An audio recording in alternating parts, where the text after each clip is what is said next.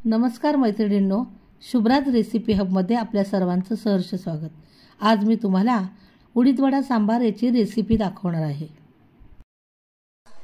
मी उडीद वडा सांबार याचा बेत केलेला आहे आणि उडीद वडा सांबार तर उडीद वडा कसा करायचा आणि सांबार कसं करायचं याची रेसिपी दाखवणार आहे। मी काय केले, सर्वप्रथम एक अर्धा किलो उडीद डाळ आणलेली आहे।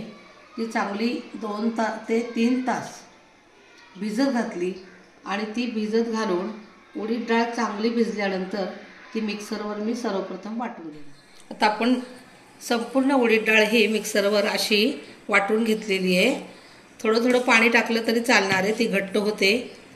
नंतर मी या वाटलेल्या डाळीमध्ये अगदी मऊ लुसलुशीत असे वडे होण्यासाठी आपण याच्यामध्ये 1 ग्लास मी रवा टाकणार आहे।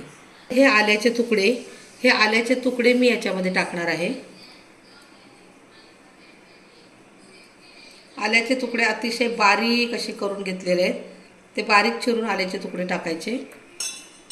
त्याच्यानंतर ही बारीक चिरलेली मी कोथिंबीर घेतलेली आहे, ही कोथिंबीर मी याच्यामध्ये टाकणार आहे। आणि याच्यानंतर हा बारीक चिरलेला जो कढीपत्ता आहे तो कढीपत्ता पण मी त्याच्यामध्ये टाकणार आहे।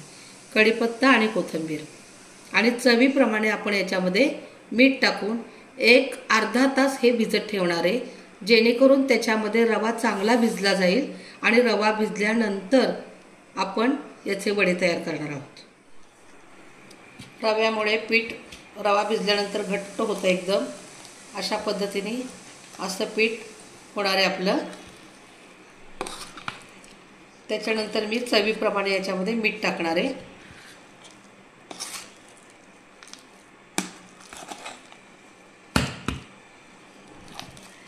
हे जास्त प्रमाणात मी का घेतलं आहे तर आमच्या घरी कार्यक्रम असल्यामुळे उडीद वडा सांबारचा बेत आहे, उडीद वडा सांबारचा, त्याच्यामुळे मी हे जास्त प्रमाणात घेतले। तुम्हाला पाहिजे तर थोड्या प्रमाणात घेतलं तरी चालणार आहे, पण त्याच्यामध्ये रवा मात्र टाकायचा। रवा टाकल्यानंतर उडीद वडे अतिशय मऊ लुसलुशीत अगदी स्पंज सारखे होतात। वड्याचं पीठ आपण रवा भिजण्यासाठी बाजूला ठेवलेलं आहे आणि सांबारची तयारी करायला घेतलेली आहे। हे पहा, इथं छानपैकी अशी कुकरमध्ये मी डाळ शिजवून घेतलेली, तुरीची डाळ, मसूर डाळ अशा मिक्स डाळींचं सांबार आपल्याला तयार करायचं आहे। तशी डाळ शिजलेली आहे कुकरमध्ये छानपैकी। त्यानंतर आता फोडणीसाठी आपण काय काय घेतलेलं आहे तर मी फोडणीसाठी कढीपत्ता, कोथिंबीर, टोमॅटो, त्यानंतर भोपळा आणि शेवग्याची शेंगसुद्धा घेतलेली आहे, परंतु ही भोपळा आणि शेवग्याची शेंग मी बाजूला शिजवून घेणार आहे। आणि सांबार मसाला, लाल तिखट आणि चवीप्रमाणे मीठ, मोहरी अशा पद्धतीची फोडणी देऊन मी सांबार तयार करणार आहे। भोपळा आणि शेवग्याची शेंग मी बाजूला शिजण्यासाठी ठेवली आहे, कारण जर कुकरमध्ये ही शिजवली तर पूर्ण गाळ होऊन जातो, म्हणून ती बाजूला शिजवून घ्यायची। आता आपण सांबारच्या फोडणीची तयारी करूया। पातेल्यामध्ये छानपैकी मी तेल टाकलेलं आहे भरपूर। सांबारला जरा थोडंसं जास्तच तेल टाकायचं। त्यानंतर मोहरी टाकलेली, मोहरी चांगली कडकडीत वर आली की त्याच्यानंतर हिंग टाकला आहे, कढीपत्ता टाकला आहे, कढीपत्त्याच्या नंतर टोमॅटो टाकला।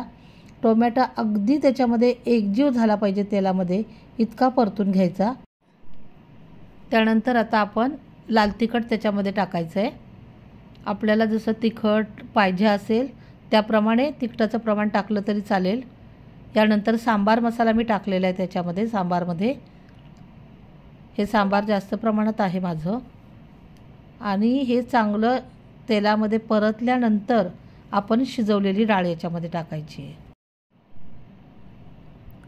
यामध्ये डाळ आपण जी टाकलेली चांगली एकजीव करून घ्यायची डाळ। पहा, तिला कलर खूप असा छानसा सांबारला कलर आला आहे। याच्यानंतर आपण शेवग्याची शेंग आणि शिजवलेला भोपळा त्याच्यात टाकणार आहोत। शेंग आणि भोपळा टाकल्यानंतर चवीप्रमाणे मी सांबारमध्ये मीठ टाकले, ते 10 ते 15 मिनिट चांगलं उकळू द्यायचं। आणि त्याच्यानंतर आता हे सांबार तयार झालेलं आहे आपलं। आता मी वडे तयार करायला घेते। मगाशी रवा टाकून आपण पीठ भिजवायला ठेवलं होतं, आता अर्धा तास झालेला आहे, पीठ चांगलं भिजलेलं आहे। तर काय होतं की हॉटेलप्रमाणे आपल्याला तशा आकाराचे उडीद वडे करता येत नाही। मग त्यासाठी काय करायचं तर मी तुम्हाला आज दाखवणार आहे की तशा आकाराचे उडीद वडे करण्यासाठी आपण काय करायचं मी थोडं हे जे पाणी आहे या पाण्यामध्ये मी ही जी पळी आहे ही पळी भिजवून घेतली।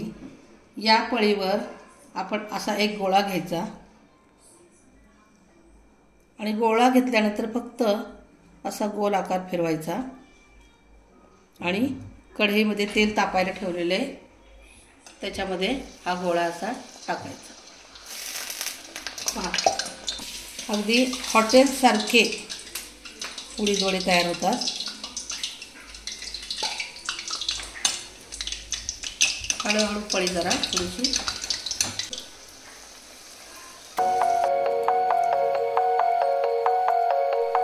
अशा पद्धतीने आपलं सांबार पण असं छानसं असं तयार झालेलं आहे आणि हे उडीद वडे सुद्धा तयार झालेले आहेत। छानपैकी स्पंजसारखा आपला उडीद वडा तयार झालेला आहे। तर माझ्या या पद्धतीनं तुम्ही सुद्धा उडीद वडा सांबार तयार करून पहा आणि शुभ्राज रेसिपी हब याला लाईक करा, शेअर करा आणि सबस्क्राईब करायला अजिबात विसरू नका। सबस्क्राईब करा। धन्यवाद। बोल। हा वडा पांढरा का